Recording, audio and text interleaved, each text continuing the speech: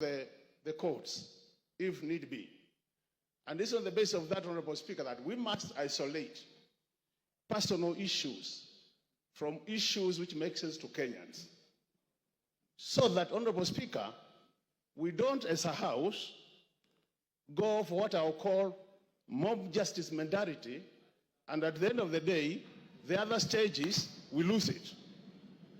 Honorable Speaker, in the past, this House has been thrown under the bus because of this kind of mentality, where we go, make decisions, and out there, when they go to the courts, a number of our acts of parliament have been declared unconstitutional, basically because as members, we come here and we start shouting and assuming that other people there are not watching. Honorable Speaker, what am I saying?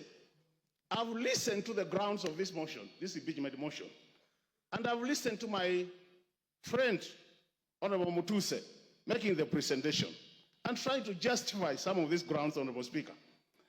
I want to pick a few of them and ask myself whether they meet the expectations in terms of saying that the DP should be impeached on those grounds. The first one, Honorable Speaker, is the issue of demolitions. In this country, Honorable Speaker, when you go to our constitution, it clearly says that Kenyans have a right. They have their own rights. And if the government has made a decision to carry out demolitions, looking at the hierarchy in terms of governance, the topmost person in terms of hierarchy is the president, is not the deputy president. So in a situation where that decision is made, and the deputy president says he doesn't support it, the question is, should you be harassing the deputy president or the president? Because the person who took the oath as the head of the executive is the president or the deputy president. So on the basis of those demolitions, Honorable Speaker, it is going to be very unfair to start saying it is the deputy president who is in supporting the president, because at the end of the day, whose decision did carry the day? That's the question. The second issue, Honorable Speaker, is the issue of shareholding. Honorable members, let's be very honest with ourselves. We are all politicians. We have been voted in. We represent constituencies. How many of you can say that you are not practicing what is being explained in this motion? How many? Let's be very honest with ourselves. Let's be very honest with ourselves that most of you, majority of you, are doing exactly what is being said in this motion. It's only that don't say it publicly. That's the truth of the matter, Honorable Speaker. Honorable Speaker. Yes, Makali Mulu, there's a point of order. Yeah, I have no problem, Honorable Speaker. Yeah. I hope I'll be saving my time. Mr. Speaker, on a point of order, my name is Steve Mogaka from West Mogrango. Is the member on the floor in order to speak about what I practice? What does he know about what I practice? Can he restrict himself to what he does and not start throwing aspersions on members of parliament as if he is in their minds and he is in their practices? He's not. Is he not out of order? Yes, Makali. Honorable Speaker, I really don't see any point of order there. I ignore and proceed. Honorable Speaker, the issue of the judicial officer who is being accused as one of the grounds for this. Honorable Speaker. Order, Makali. And Honorable Speaker. There's another point of order here. Point of order. Take your seat. Yeah. Give Farah the mic. Mr. Speaker, is the Honorable Makali, somebody I have a lot of respect for. In order to compare a member of parliament who represents a constituency and the functions of that member and somebody who is the deputy president of the Republic of Kenya who represents the four corners of this country, and say that because the members of parliament go and develop, my presumption is that he thinks the CDF funds for one constituency cannot be taken to another constituency. But that's a different thing when it comes to national resources and the deputy president of the Republic of Kenya.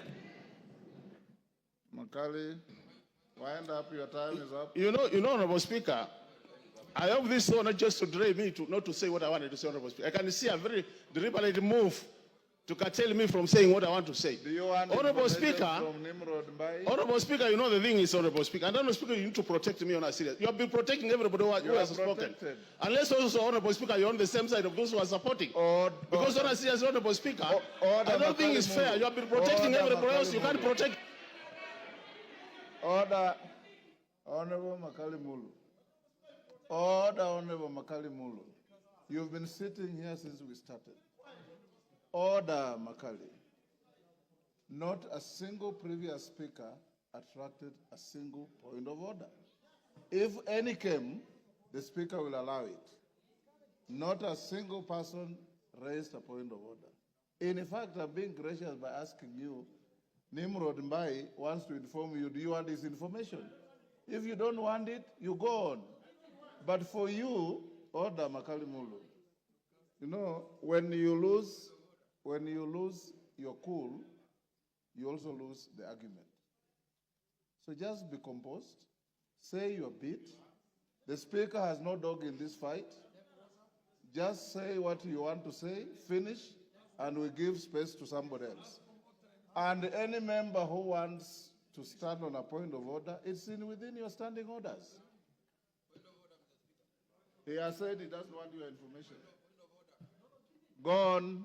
You know, Honorable Speaker, with all due respect, people have been making their contribution here since morning. Nobody has been shouting point of order. So, and it's my democratic position to oppose the motion. Order. Honorable Speaker. Go on. Honorable Speaker, I've been elected by the people of Kitui Central to come to this house 3 times. And nobody can assume that I cannot make my contribution. Honorable Speaker, I've been saying, on the matter of judicial officer. Wind up. The judicial officer has been accused of corruption-related matters, Honorable Speaker. And there is a court case, or as we are speaking. Are we running away from accountability as a country? When do we allow the courts to do their work up to the conclusion that as a house we want to make this as a ground for impeachment, Honorable Speaker? This is what we are saying. There is separation of power, Honorable Speaker, and we should respect that. Third thing, Honorable Speaker, the India of officers been called by the DP. Just called. How many of us here since morning have been called by the President? How many of us here since morning have been called by the Deputy President? Pleading with us to either support or oppose. Can you be impeached on that note? On a serious note, we need to be... I'm saying, Honorable Speaker, from where we are seated as a house, you go for mob justice mentality, you lose it at the top there, you are trying to reduce the credibility of this house to the lowest